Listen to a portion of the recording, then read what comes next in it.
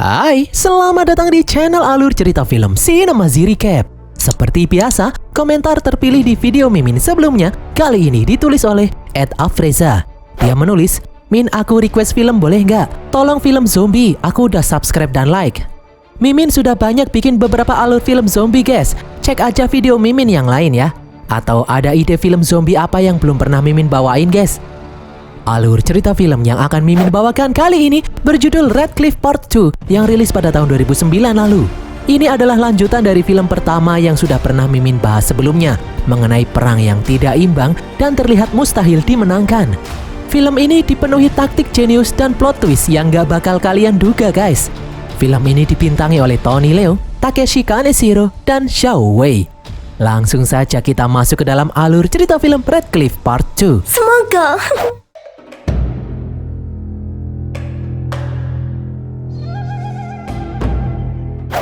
Setelah pihak aliansi Liu Bei dan Sun Quan berhasil memenangkan pertempuran darat melawan armada perang Cao Cao, diam-diam Shang Qiang masuk ke dalam markas pasukan Cao Cao menyamar sebagai prajurit biasa. Shang Qiang melihat pasukan Cao Cao sedang bermain sepak bola. Shang Qiang melihat ada satu pemain yang bernama Su Chai yang sangat ahli bermain sepak bola. Shang Qiang pun langsung terpukau. Di saat bola akan keluar lapangan, Shang Qiang membantu Su Chai dan timnya memenangkan pertandingan.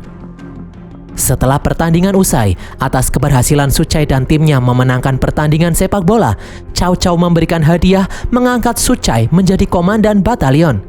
Cao Cao pun berjanji kepada semua pasukannya kalau dia akan membebaskan pajak selama 3 tahun jika mereka semua berhasil memenangkan perang ini. Semua prajurit pun langsung bersorak.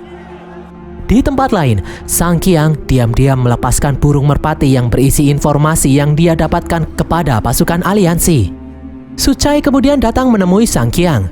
Su Chai berterima kasih karena Shang Qiang membantunya memenangkan pertandingan barusan. Mereka berdua pun berkenalan. Sejak pertemuan ini, mereka berdua menjadi semakin akrab. Di dalam barak medis, Cao Cao kebingungan melihat banyak prajuritnya yang mati terkena penyakit tipus. Penyakit itu menyebar tidak terkendali. Tapi pun menyarankan untuk mengkremasi mayat-mayat itu agar penyakit tidak menyebar kemana-mana. Namun, Cao Cao memiliki rencana lain.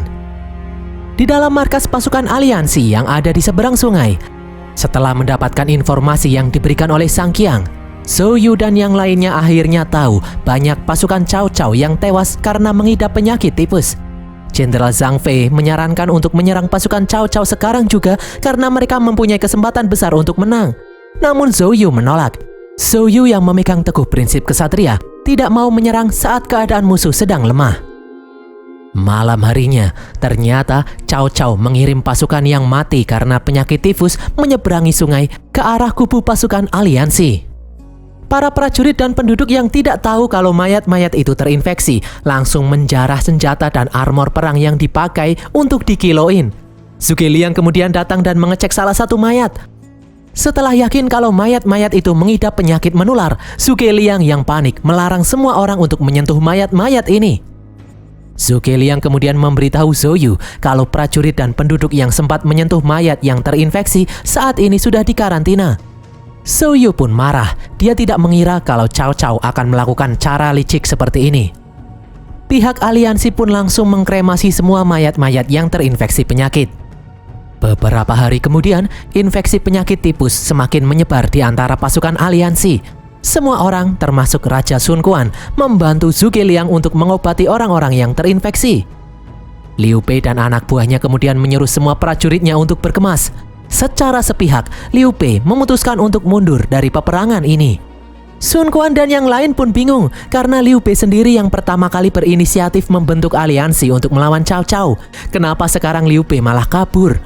Liu Bei pun beralasan kalau prajuritnya hanya sedikit. Jika mereka semua tertular penyakit, prajuritnya akan habis tak tersisa. Zhuge Liang mencoba membujuk Liu Bei untuk tetap bertahan. Namun Liu Bei bersikeras untuk mundur dari peperangan ini demi keselamatan prajuritnya. Mendengar hal ini, Zhou Yu pun dengan besar hati menerima keputusan Liu Bei yang ingin mundur. Liu Bei dan semua pasukannya akhirnya berangsur-angsur pergi meninggalkan tebing merah. Namun Zhuge Liang tetap tinggal. Dia akan menepati janjinya membantu Zhou Yu mengalahkan pasukan Cao Cao. Berita tentang pecahnya aliansi Liu Bei dan Sun Quan akhirnya sampai di telinga Cao Cao. Cao Cao pun semakin yakin kalau dia akan memenangkan peperangan ini dengan mudah. Cao Cao lalu menemui Jenderal Cai yang sedang mempersiapkan kapal perang mereka. Jenderal Cai memberitahu kalau dia menggunakan palang besi untuk menyatukan kapal-kapal mereka agar kapal mereka tidak goyah dan membuat pasukan Cao Cao mabuk laut. Tanpa mereka sadari, diam-diam Sang Qiang menguping sambil mencatat taktik perang Cao Cao. Cao Cao kemudian memanggil anak buahnya yang bernama Jiang Gan. Ternyata Jiang Gan adalah teman masa kecil Zhou Yu. Cao Cao menyuruh Jiang Gan menemui Zhou Yu untuk memata-matai Zhou Yu. Di tempat lain, di saat Sang Qiang akan mengirim informasi ini menggunakan burung merpati, Su Cai datang menemuinya. Namun Su Cai masih belum sadar kalau Sang Qiang adalah mata-mata. Sang Qiang pun memanfaatkan kepolosan Su Cai dengan naik ke pundak Su Cai agar dia bisa melihat lebih jelas armada kapal Cao Cao. Sementara itu, di dalam tebing merah, penasehat Lu Su memberitahu kalau sisa anak panah yang mereka miliki kini tinggal sedikit karena sebelumnya Liu Bei juga membawa banyak anak panah saat dia dan pasukannya pergi. Mendengar hal ini, Zhuge Liang lalu berkata kalau dia akan mengganti 100.000 anak panah yang diambil Liu Bei. Zhou Yu pun memberikan waktu 10 hari bagi Zhuge Liang untuk mencari 100.000 anak panah itu. Namun Zhuge Liang berkata kalau dia hanya membutuhkan waktu 3 hari saja. Zhuge Liang bersedia dipenggal kepalanya jika dia gagal mengumpulkan 100.000 anak panah dalam waktu 3 hari. Namun Zhuge Liang juga meminta Zhou Yu menyingkirkan Jenderal Cai dalam waktu 3 hari juga. Sama halnya dengan Zhuge Liang, Zhou Yu pun berkata kalau dia juga bersedia dipenggal jika gagal membunuh Jenderal Cai dalam waktu 3 hari juga. Singkat cerita, 2 hari kemudian, Zhuge Liang meminta bantuan Lu Su untuk mengumpulkan 20 kapal. Lu Su pun tidak habis pikir melihat Zhuge Liang. Bukannya mulai mencari anak panah, dia malah meminta 20 kapal. Padahal sisa waktu tinggal 1 hari lagi. Zhuge Liang pun menyuruh Lu Su tidak usah khawatir. Sambil memandangi langit, Zhuge Liang berkata kalau besok dia pasti akan mendapatkan 100.000 anak panah. Malam harinya, Jiang Gan datang mengunjungi Zhou Yu. Mereka berdua pun minum-minum sambil mengenang masa lalu. Di saat Zhou Yu menarik pedang, Jiang Gan melihat ada sebuah kertas yang terjatuh. Zhou Yu pun buru-buru menyimpannya. Anak buah Zhou Yu kemudian datang menghadap untuk memberitahu informasi penting. Diam-diam, Jiang Gan menguping pembicaraan Zhou Yu dengan anak buahnya itu. Jiang Gan mendengar laporan anak buah Zhou Yu yang berkata kalau Jenderal Cai akan memberikan 100.000 anak panah untuk mereka. Jiang Gan juga mendengar kalau Jenderal Cai juga sedang bersiap-siap untuk membunuh Cao Cao. Zhou Yu lalu memperlihatkan surat yang diberikan oleh Jenderal Cai yang berisi rencana Jenderal Cai untuk membunuh Cao Cao. Kiao Kiao kemudian memergoki Jiang Gan yang menguping. Sambil pura-pura mabuk, Jiang Gan memberitahu kalau tujuan sebenarnya Cao Cao menyerang daerah selatan ini adalah untuk mendapatkan Kiao Kiao. Malam harinya, melihat Zhou Yu yang tepar kebanyakan minum, diam-diam Jiang Gan mengambil surat yang tadi diklaim dikirim oleh Jenderal Cai. Jiang Gan pun terkejut membaca surat yang berisi rencana Jenderal Cai untuk membunuh Cao Cao. Jiang Gan ingin segera melaporkan pengkhianatan Jenderal Cai ini kepada Cao Cao. Di tempat lain, di tengah kabut tebal, Zhuge Liang dan Lu Su bersama 20 kapal yang dilapisi jerami berlayar menuju wilayah musuh. Dari jauh, pasukan Jenderal Cai yang sedang bersiaga langsung bergerak begitu melihat ada bayangan kapal dari arah musuh mendekat. Di dalam kapal, Zhuge Liang menyuruh anak buahnya untuk menabuh genderang perang. Setelah mendengar suara genderang perang dari pihak lawan, Jenderal Cai pun memerintahkan pasukannya untuk bersiap memanah meskipun dia dan pasukannya itu tidak bisa melihat dengan jelas akibat tertutupi kabut tebal. Di dalam markas Cao Cao, Jiang Gan memberikan surat yang dia curi dari Zhou Yu kepada Cao Cao. Awalnya Cao Cao tidak percaya isi surat itu karena menurutnya Jenderal Cai tidak mungkin berkhianat. Di dalam kapal, Zhuge Liang memerintahkan pasukannya menembakkan panah. Melihat pasukan lawan sudah mulai menembak, Jenderal Cai menyuruh semua pasukannya membalas serangan menembakkan panah juga. Ribuan anak panah pun langsung melesat di udara. Ternyata panah-panah itu menancap di jerami yang melapisi kapal-kapal milik Zhuge Liang dan anak buahnya. Pasukan Jenderal Cai masih terus-terusan menghujani tembakan panah tanpa menyadari kalau yang mereka tembaki adalah tumpukan jerami. Di dalam kapal, Lu Su pun akhirnya menyadari rencana Zhuge Liang. Mereka tidak usah repot-repot membuat anak panah karena musuh dengan sukarela memberikan anak panah mereka. Di tempat lain, Cao Cao masih tidak percaya kalau Jenderal Cai akan mengkhianatinya. Jiang Gan lalu memberikan informasi kalau Jenderal Cai akan mengirimkan 100.000 anak panah untuk pasukan Zhou Yu. Cao Cao yang penasaran kemudian meminta contoh surat yang pernah ditulis oleh Jenderal Cai. Cao Cao pun terkejut melihat dua surat itu memiliki gaya penulisan yang sama. Bahkan kedua surat itu memiliki kesalahan penulisan yang sama juga. Sementara itu, Zhuge Liang dan anak buahnya kembali ke markas sambil membawa banyak sekali anak panah yang menancap di jerami. Lu Su pun bertanya bagaimana caranya Zhuge Liang tahu akan ada kabut yang datang.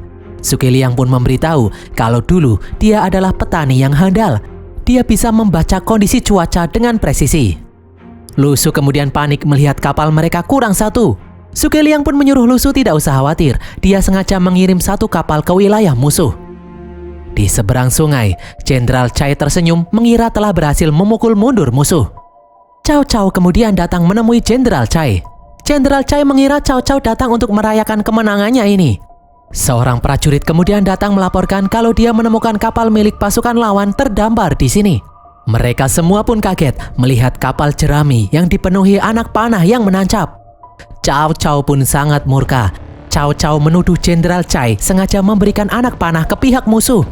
Jenderal Cai yang kebingungan pun menyangkalnya. Dia tidak tahu kalau kapal musuh itu dipenuhi jerami karena tertutupi kabut tebal. Cao Cao yang marah langsung menghukum mati Jenderal Cai. Salah satu anak buah Cao Cao mencoba mencegah Cao Cao mengeksekusi Jenderal Cai karena jika Jenderal Cai mati, tidak ada lagi yang bisa memimpin pasukan kapal. Namun terlambat, Jenderal Cai sudah keburu tewas. Siang harinya, Zhuge Liang berhasil mengumpulkan 100.000 lebih anak panah.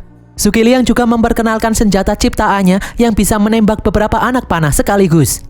Zhuge Liang lalu menagih janji Zhou Yu apakah Zhou Yu sudah berhasil menyingkirkan Jenderal Cai. Tiba-tiba burung merpati datang menyampaikan kabar kalau Jenderal Cai sudah tewas dieksekusi. Zhuge Liang dan Zhou Yu pun senang karena strategi mereka berdua ternyata berhasil. Di dalam markas musuh, Cao Cao meracuni Jingyan hingga tewas. Cao Cao akhirnya sadar kalau dia sudah diadu domba. Cao Cao yang marah memerintahkan anak buahnya untuk menyiapkan pasukan karena mereka akan mulai berperang menyerang musuh dalam 2 hari lagi. Setelah mendengar rencana Cao Cao akan memulai peperangan 2 hari lagi, Sang Qiang langsung melepaskan merpatinya untuk memberitahu informasi ini. Namun aksinya ini ketahuan. Beberapa prajurit berusaha menangkap Sang Qiang. Dari jauh, Su Cai yang melihat Sang Qiang dalam kesulitan langsung datang menolongnya.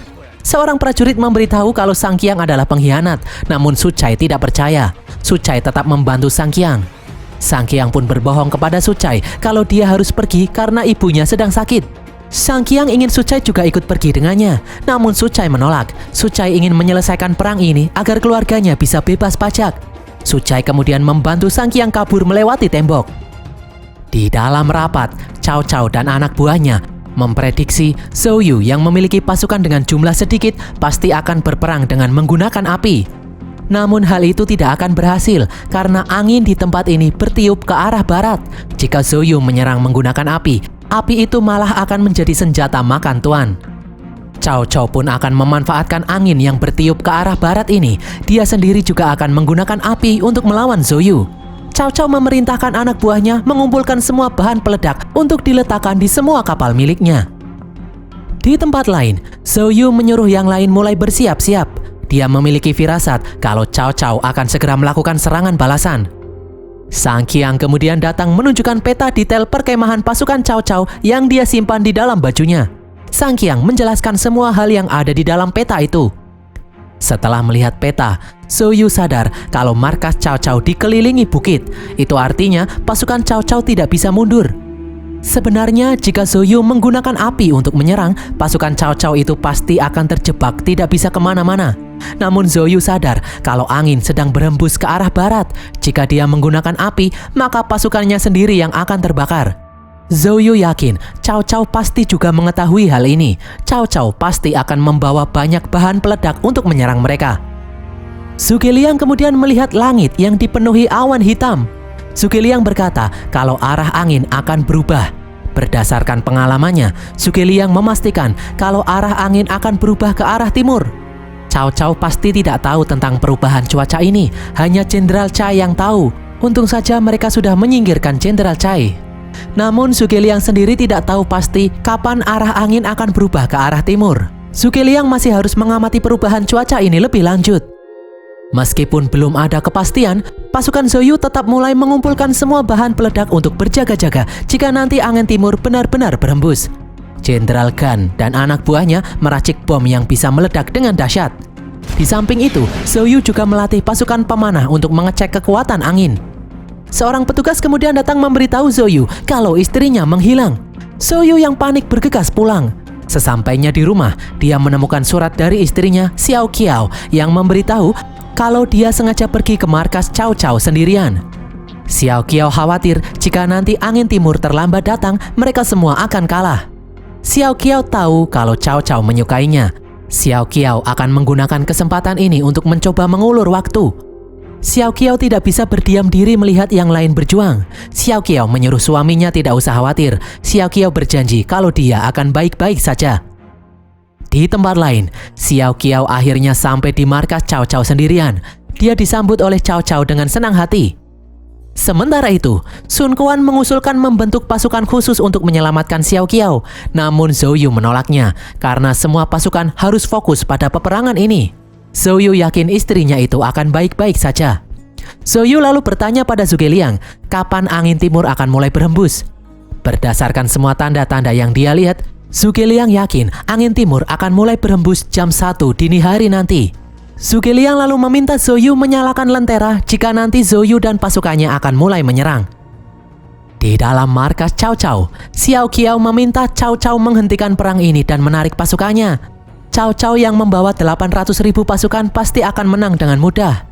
Namun Cao Cao menolak untuk mundur.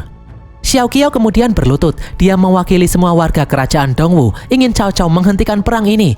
Jika Cao Cao menolak menghentikan perang, Xiao Qiao mengancam akan bunuh diri. Cao Cao pun langsung menahan Xiao Qiao yang ingin bunuh diri. Cao Cao mengancam jika Xiao Qiao bunuh diri, dia akan membantai semua warga Dongwu tanpa terkecuali. Singkat cerita, di saat Cao Cao akan berangkat memimpin perang, Xiao Qiao mengajak Cao Cao untuk minum teh bersama.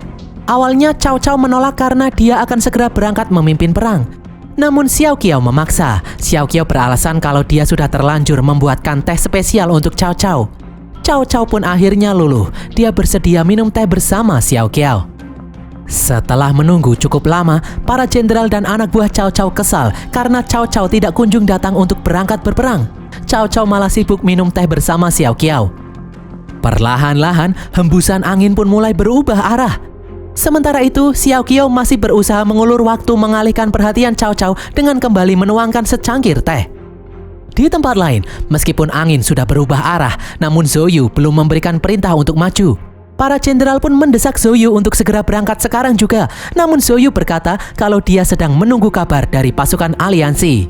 Sang Qiang lalu memberitahu kalau sebenarnya Liu Bei dan pasukannya tidak benar-benar mundur dari peperangan ini. Itu semua hanyalah taktik yang dibuat oleh Zhou Yu. Selama ini, Liu Bei dan pasukannya sedang bersembunyi di balik bukit menunggu arahan dari Zhou Yu. Zhou Yu kemudian menyuruh anak buahnya menyalakan lentera. Itu adalah tanda kalau pasukan Zhou Yu akan mulai maju menyerang. Kapal-kapal Zhou Yu pun mulai bergerak mendekati musuh. Kapal-kapal itu bergerak dengan sangat cepat dengan bantuan angin timur yang berhembus kencang. Api kemudian mulai dinyalakan. Kapal-kapal itu kemudian menabrakkan diri ke kapal-kapal milik Cao Cao yang masih berlabuh. Seketika terjadi ledakan dahsyat dari bom yang ada di dalam kapal. Pasukan Zhou Yu berani mengorbankan diri memasuki kapal musuh membawa api untuk memicu ledakan. Seketika, api pun dengan cepat menyebar ke segala penjuru, membakar semua kapal-kapal milik Cao Cao karena saling berdekatan satu sama lain. Pasukan Cao Cao lalu membalas dengan menembakkan anak panah. Namun hal itu tidak membuat pasukan Zhou Yu gentar. Mereka terus melaju ke arah musuh. Dalam sekejap, ribuan armada laut Cao Cao pun akhirnya habis dilalap api. Di tempat lain, Liu Bei dan pasukannya langsung menyerang dari darat membantai pasukan Cao Cao. Pasukan Cao Cao berusaha bertahan dengan menembakkan panah dan bola api. Pasukan Liu Bei itu lalu membuat tangga dengan perisai untuk menjebol masuk pertahanan musuh. Pasukan Liu Bei segera membuka gerbang dari dalam agar Jenderal Zhang Fei dan pasukannya bisa masuk. Di tempat lain, Cao Cao pun terkejut mendengar kabar kalau Liu Bei dan pasukannya ternyata juga ikut menyerang mereka. Di dermaga, Zhou Yu dan pasukannya kemudian turun dari kapal untuk menjebol benteng pertahanan musuh. Zhou Yu memerintahkan Jenderal Gan dan pasukannya untuk segera menjebol benteng agar mereka bisa bergabung dengan pasukan Liu Bei. Jika mereka terlambat datang, pasukan Liu Bei akan dibantai oleh musuh. Jenderal Gan dan pasukannya pun langsung maju di tengah gempuran bola api dan anak panah. Meskipun terkena serangan panah, Jenderal Gan tetap mengambil semua bom yang tersisa dan kemudian maju menuju benteng musuh. Jenderal Gan mengorbankan diri untuk menghancurkan benteng musuh itu. Zhou Yu kemudian memerintahkan pasukannya untuk masuk. Pasukan Zhou Yu menggunakan senjata panah ciptaan Zhuge Liang yang bisa memanah berkali-kali. Pasukan yang lain kemudian melemparkan jerigen minyak ke arah musuh. Zhou Yu lalu menembakkan anak panah berapi ke jerigen itu. Seketika terjadi ledakan dahsyat. Serangan bertubi-tubi ini membuat pasukan Cao Cao terpaksa mundur. Cao Cao kemudian melihat Zhou Yu dan pasukannya menerobos api menggunakan perisai. Dari sisi yang lain, Liu Bei dan pasukannya juga datang mengepung mereka. Salah satu anak buah Cao Cao menyarankan untuk mundur, namun Cao Cao menolak. Dia memerintahkan semua orang untuk berjuang sampai mati. Pertempuran besar pun kembali terjadi. Pasukan Cao Cao berusaha menyerang formasi dengan bom.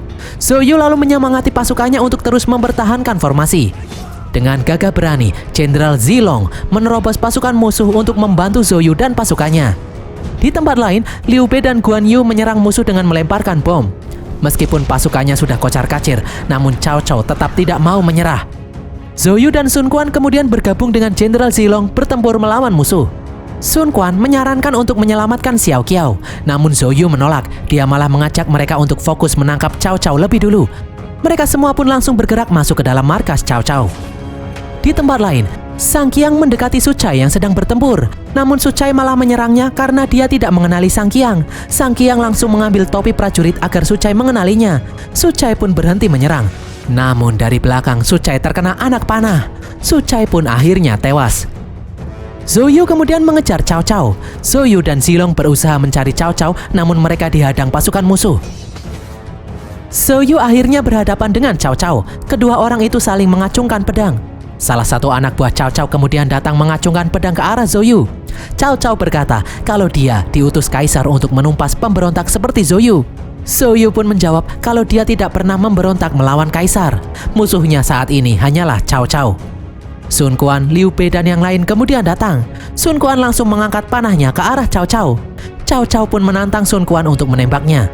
Cao Cao mengancam akan membantai semua warga kerajaan Dongwu jika Sun Quan dan Liu Bei menolak berlutut di hadapannya.